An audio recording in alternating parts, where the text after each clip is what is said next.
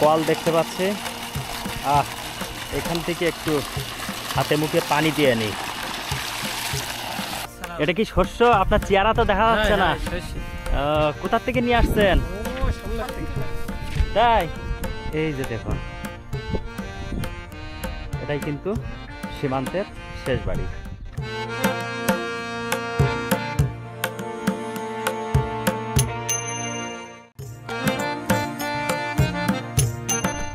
এখন আমরা যাব সীমান্তের শেষ বাড়ি, অর্থাৎ এই বাড়ির ওপাশে কিন্তু আর বাংলাদেশের কোনো বাড়ি নাই। তো দেখতে পাচ্ছেন এই যে বাড়িতে প্রবেশ করতেছি, এটা কিন্তু বাংলাদেশের শেষ বাড়ি।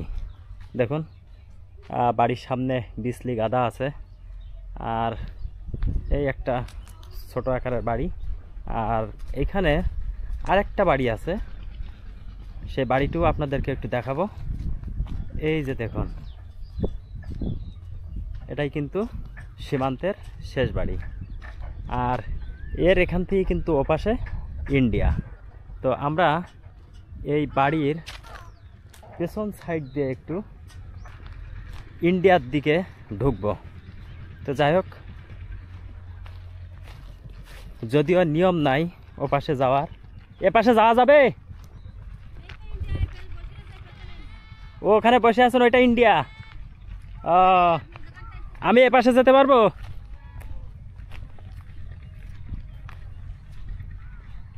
আমি এপাশে যেতে পারবো?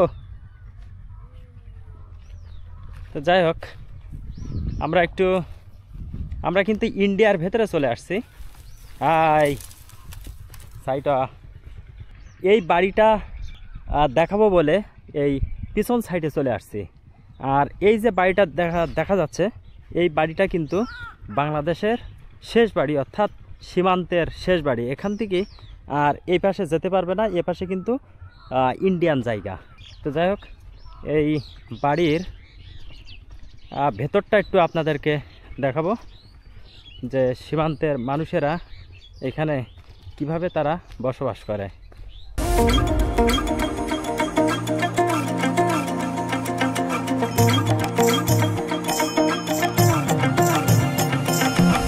এই যে দেখুন, আসসালামু আলাইকুম।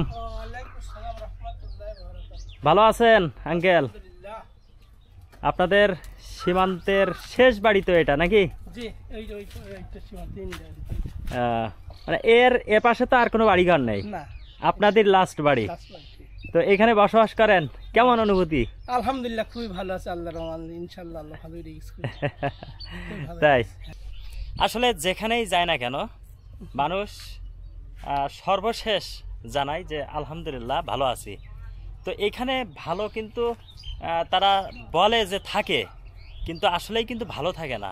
তাদের এইখান থেকে গ্রাম বাজার, যে বাজার ঘাটগুলো করে থাকে, সেই বাজার ঘাটগুলোও কিন্তু এখান থেকে 3 কিলো দূরে যাওয়া লাগে, 3 কিলোমিটার দূরে যাওয়া লাগে। তো এখানে নেই কোনো ভালো রাস্তা, নেই কোনো স্কুল, নেই কোনো কলেজ। এই সীমান্তের কাছে তারা নিরিবিলি বসবাস করে। তাই, তো এই যে সীমান্তের কাছে বসবাস করেন, মানে প্রতিনিয়ত কোনো সমস্যার সম্মুখীন হন? আল্লাহর রহমতে কোনো সমস্যা হয় না আমাদের, কোনো সমস্যা ইনশাআল্লাহ হয় না। আল্লাহ খুবই ভালো রেখেছে। অন্য জায়গা হচ্ছে শুনছি, তারপর আমাদের এখানে হচ্ছে না। তাই, তো বন্ধুরা দেখুন, এই কিন্তু ইন্ডিয়া, মানে এই পুকুরটা পার হবে ইন্ডিয়া শুরু। হ্যাঁ হ্যাঁ, ইন্ডিয়ার পিলার কিন্তু ওই পাশাপাশি আছে। তো যাই হোক, খুব সুন্দর একটি জায়গায় আসছি, এবং সীমান্তের শেষ বাড়িটাও কিন্তু আপনাদের দেখাচ্ছে। এই আঙ্কেল কিন্তু সীমান্তের শেষ জায়গায় এনারা বসবাস করে। 99% লোক মূর্খ। আগে ছিল কাদা পানি, এখন তো একটু যাওয়ার আমরা তো মোটে জানি নি। কষ্টের কারণে যাওয়া হতো না, লেখাপড়া শেখা হয়নি। আচ্ছা আচ্ছা, ছেলেগুলি খুবই কম। এখন যা একটু হয়েছে, আর আগে মোটামুটি 99%, 92%, 93%। এখন সভ্যতা হয়েছে, আগে তো মোটে ছিলই না শিক্ষিত।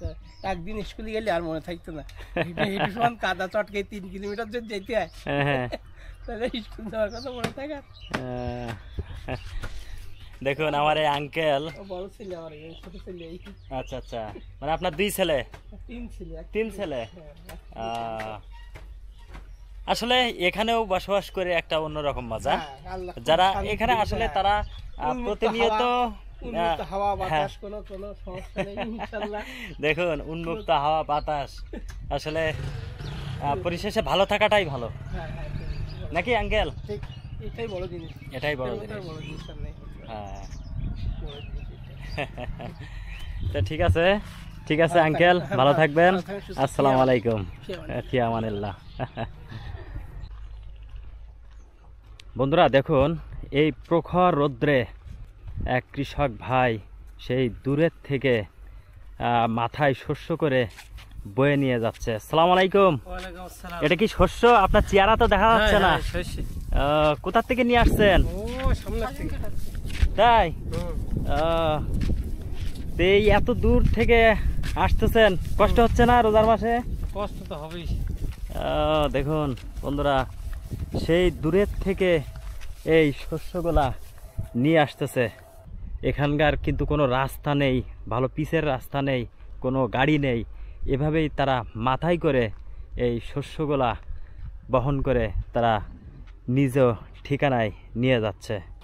এখন এমনই একটি জায়গায় চলে আসলাম, তো আপনাদেরকে এই জায়গাটি একটু দেখাই।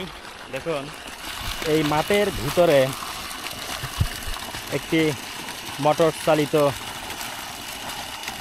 কল দেখতে পাচ্ছি। এখান থেকে একটু হাতে মুখে পানি দিয়ে নিই।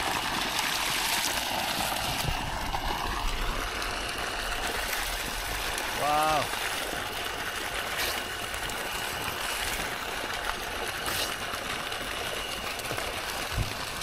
এই যে মোটর দিয়ে পানি ওঠাচ্ছেন, ওটা আপনার নাকি? হ্যাঁ, এটা আমার। আচ্ছা, ওই যে মোটরে পানি গালে দিলাম কিন্তু নোনতা লাগে, কারণ কি? ওতে বাগদাও হয়, সব রকম মাছ হয়, পেশি মাছও আছে। আচ্ছা আচ্ছা, তো এই পানি যে মোটর দিয়ে তুলতেছেন বোরিং করে, তো এই পানিটা কেন নোনতা? তোলার পানি আমাদের এই জায়গায় নন্তা। তাই? হ্যাঁ, ও এই জন্য বাগদা হয়। আচ্ছা বাগদা তো আচ্ছা। স্যালাইন পানি ছাড়া বাগদা হয় না। এই জন্য আহ, অল্প জায়গা হলেই বাগদা হয়। আচ্ছা, আমরা এখন ওই যে দূরে দেখা যাচ্ছে ভাই কিন্তু মাছের খাদ্য দিতেছে। আমরা একটু ওখান থেকে দেখে আসবো। আসলে ছোট্ট একটি ঘেরে কি কি মাছ আছে। আচ্ছা, রুই মাছ।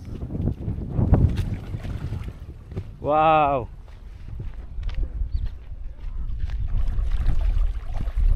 আসসালামু আলাইকুম, ভালো আছেন? কি খাবার দিচ্ছেন? পালিশ। ও, এই ছোট্ট একটা ঘেরে কি কি মাছ আছে এখানে? এখানে রুই মাছ আছে, বাগদা আছে, তাই? কাপ আছে, সিলভার। তো এই পানি তো এখন ছোট্ট একটা জায়গা হয়ে গেছে, পুরা জায়গায় ছড়াবে কখন মাছ? এখনো মনে করেন প্রায় মাঝখানে লাগবে আমাদের ওখানে। এখনো 1 মাস লাগবে। মানে আপাতত এই মাছগুলা ছোট্ট একটি পুষ্কুনি বলতে পারেন আপনারা, এই পুষ্কুনিতে আছে। আর এই মাছটা কিন্তু আর এখান থেকে 1 মাস পরে যে পুরা ঘেরে ছড়িয়ে পড়বে। আসলে সীমান্তবর্তী এই গা ঘেঁষা গ্রামে মানুষের কর্মযোগ্য দেখুন, এখানে ঘেরে পানি উঠাচ্ছে বোরিং করে, সে পানিও কিন্তু নোনতা। আর এই নোনতা পানি যদি না হয় তাহলে কিন্তু এখানকার বাগদা চিংড়ি কিন্তু হবে না, যে কারণে এই বোরিং করে যে পানিটা ওঠে এই পানিটা কিন্তু নোনতা। তো দেখুন এখানে একটা ছোট্ট একটি বাসা আছে, এই বাসার ভেতরে মাছের প্রয়োজনীয় খাবার, পাশাপাশি এই ঘেরে পানি ওঠানোর জন্য যে মোটর বোরিংগুলা করে থাকে, সেই বোরিংগুলা কিন্তু এটার ভিতরে। আর এখান থেকেই কিন্তু পানির সরবরাহ করে এইসব ঘেরে, অর্থাৎ পাশাপাশি তারা এখানে ধানও রোপণ করে।